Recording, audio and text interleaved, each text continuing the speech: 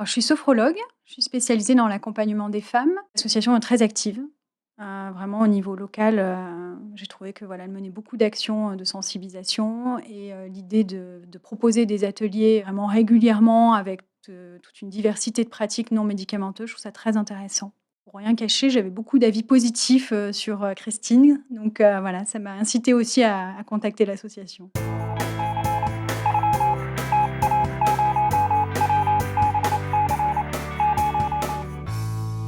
Je suis, certifiée de l'École supérieure de sophrologie de Nice et j'ai fait d'autres formations après complémentaires pour accompagner particulièrement l'endométriose.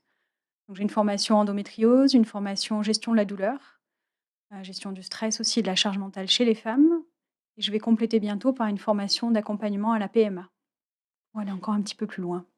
Pour moi, c'était important, qu'il y ait effectivement cette absence de jugement, qui est aussi une valeur de la sophrologie. Femme, conjoint, conjointe, aidant, aidante, effectivement, personnes trans, LGBT, voilà. Cet accueil effectivement inclusif et puis, quel que soit le parcours médical aussi, sans jugement, quelles que soient, voilà, les étapes par lesquelles sont passées les personnes, leur choix aussi, parce qu'elles ont le droit de mûrir aussi dans leur choix et souvent elles ont été ballottées par le parcours médical, donc c'est pas toujours des choix quand elles arrivent jusqu'à nous et donc voilà, leur rendre, cette possession de leur parcours, de leur choix.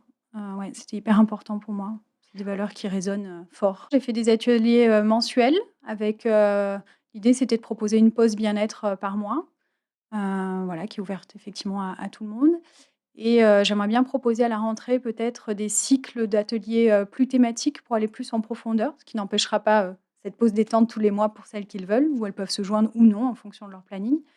Mais peut-être des cycles, voilà, plus engagements sur, 2-3 séances pour creuser un thème comme la fatigue chronique, comme, la gestion de la douleur et cetera et à terme, j'aimerais bien aussi, proposer des choses pour les aidants, aidantes. Ce que la sophrologie peut apporter dans l'endométriose, c'est toute la partie accompagnement émotionnel, voilà, intelligence émotionnelle, voilà, savoir accueillir, et apaiser, voilà, ce qui se passe à l'intérieur. Savoir aussi, gérer la douleur, gestion du stress, parce que le stress, on sait, provoque du cortisol qui aggrave le terrain inflammatoire qui est hyper important sur l'endo et puis au-delà de ça, voilà aussi, pour certaines, faire aussi accompagner ce deuil qui peut être après le diagnostic, qui est à la fois un soulagement, d'errance médicale, mais à la fois, qui demande de réaménager sa vie et c'est pas toujours un passage facile.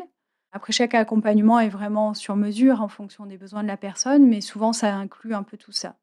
La gestion de la fatigue chronique, la gestion de la douleur, stress, émotions, c'est souvent les thématiques qu'on va venir, parcourir. Se relier avec le corps, parce que souvent quand on est en souffrance, il y a une dissociation totale avec le corps, parce qu'on ne peut pas vivre en souffrance perpétuelle clairement, donc voilà, on se sépare du corps et là, ça permet de se reconnecter en douceur, avec bienveillance, retrouver du coup, connexion aussi, à ses sensations et ça peut venir jouer aussi après sur la perception du signal de la douleur. Parce que tant qu'on est en dissociation, on peut pas travailler sur, quoi que ce soit.